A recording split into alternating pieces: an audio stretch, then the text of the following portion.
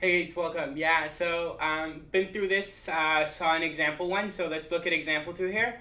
And I didn't intentionally lie, but maybe example two is not as hard as I thought originally. All right. Anyway, here it is. So it says, write the infinite geometric series using sigma notation. So again, we know we need to start with sigma. And it looks like all of the items being added are fractions. It's not just that they're fractions, but the denominators are all powers of 3.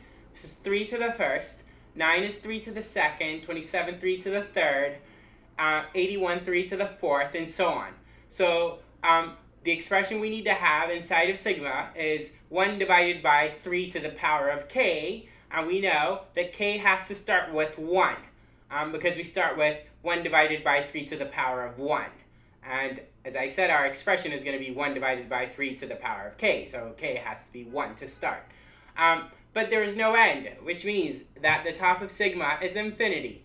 So I guess that's what made this example 2, but otherwise it's about as easy or as hard as example 1, yeah?